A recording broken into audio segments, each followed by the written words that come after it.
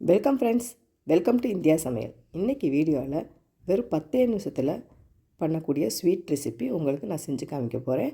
நம்ம சேனலில் first time பார்க்குறதா இருந்தால் சப்ஸ்கிரைப் பண்ணி வச்சுக்கோங்க. அப்போ தான் நான் போடுற ஒவ்வொரு வீடியோ உங்கள் நோட்டிஃபிகேஷனில் வரும். வாங்க ஃப்ரெண்ட்ஸ், எப்படி பண்ணலான்னு சொல்லி பார்க்கலாம். இப்போ ஒரு குக்கர் எடுத்துக்கோங்க. அதில் 1 கப் அளவுக்கு நான் பாசிப்பருப்பு எடுத்திருக்கேன். பாசிப்பருப்பை நல்லா வாசனை வர அளவுக்கு வறுத்துக்கிட்டால் போதும். ரொம்பையும் வறுக்க வேண்டாம். அந்த லைட்டாக ஒரு வாசனை வரும் பார்த்திங்களா, அந்த வாசனை வந்த நிமிஷத்தில் நம்ம ஆஃப் பண்ணிடலாம். இப்போ இந்த அளவுக்கு நல்லா வாசனை வந்துருச்சு. இப்போ கொஞ்சமாக தண்ணி ஊற்றி ஒரு டைம் அலசி கீழே ஊற்றிட்டு அதுக்கப்புறம் 2 டம்ளர் தண்ணி ஊற்றி 3 விசில் வர அளவுக்கு நல்லா வேக வச்சு எடுத்துக்கோங்க. இப்போ இன்னொரு மிக்சிங் பவுலில் 2 கப் அளவுக்கு நான் வெல்லம் சேர்த்துருக்கேன். 1 கப் பாசிப்பருப்புக்கு நீங்கள் 2 கப் வெல்லம் சேர்த்துக்கிட்டால் கரெக்டாக இருக்கும். பாகு பதம் எதுவுமே தேவையில்லை, வெல்லம் கரைஞ்சா போதும். இப்போ வெல்லம் நல்லா கரையட்டும். இப்போ குக்கரில் 3 விசில் நல்லா வந்துருச்சு. இப்போ எடுத்து பார்க்கலாம். இப்போ பார்த்திங்கன்னா சூப்பராக வெந்திருக்கு. இப்போ இந்தளவுக்கு நல்லா வெந்திருக்கு. இதை அப்படியே நம்ம வேறு பவுலில் மாற்றிக்கிடலாம். இப்போ ஒரு கடாயில் இப்போ வேக வச்ச பாசிப்பருப்பை ஆட் பண்ணிக்கோங்க. நீங்கள் 1 கப் பாசிப்பருப்புக்கு 2 கப் வெல்லம் எடுத்துக்கிட்டிங்கன்னா கரெக்டாக இருக்கும். இப்போ இந்த வெள்ளை கரைசலை இந்த மாதிரி வடிகட்டி எடுத்துக்கோங்க. தூசி எதுவும் இருக்கும். இப்போ நல்லா கலந்து விட்டுக்கோங்க. இப்போ ஸ்டவ் ஆஃப் பண்ணிவிட்டு ஒரு 5 நிமிஷம் நல்லா வேகட்டும். இப்போ ஸ்டவ்வை நல்லா ஆன் பண்ணிக்கோங்க. இப்போ பார்த்தீங்கன்னா 5 நிமிஷம் நல்லா வெந்துருச்சு.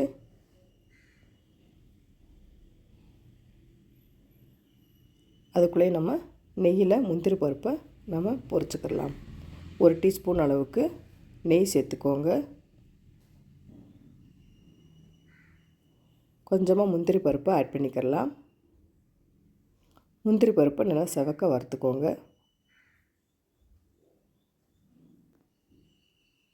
இப்போ முந்திரி பருப்பு நல்லா செவந்துருச்சு. இப்போ எடுத்துடலாம். இப்போ அதே கடாயில் கொஞ்சமாக திராட்சையும் சேர்த்துக்கோங்க. இப்போ நல்லா பொரிஞ்சதுக்கப்புறமா இதையும் நல்லா எடுத்து வச்சுக்கோங்க. இப்போ பார்த்திங்கன்னா பாசிப்பருப்பு அந்த வெள்ளை கரைசலும் நல்லா வெந்துருச்சு. நல்லா திக்கான தேங்காய் பால் 1 கப் அளவுக்கு சேர்த்துக்கோங்க. இப்போ சேர்த்துட்டு 5 நிமிஷம் குக் பண்ணால் போதும், ரெடி ஆயிரும். ரொம்ப நேரம் குக் பண்ண தேவையில்லை.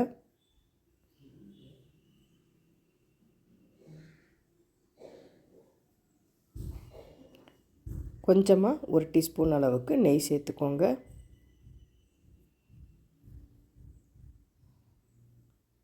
வாசனைக்கு ஏலக்காய் தூள் சேர்த்துக்கோங்க.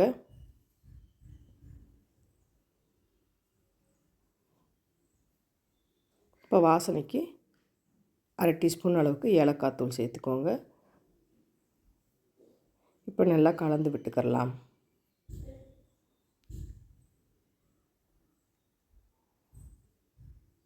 இப்போ பொரிச்சு வச்சுருந்த முந்திரி பருப்பை சேர்த்துக்கோங்க.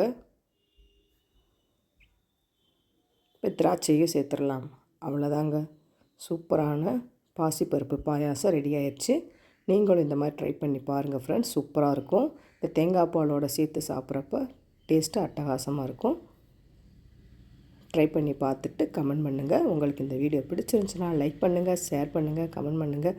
உங்களை நான் வேறு வீடியோ சந்திக்கிறேன். பாய். தேங்க்ஸ் ஃபார் வாட்சிங்.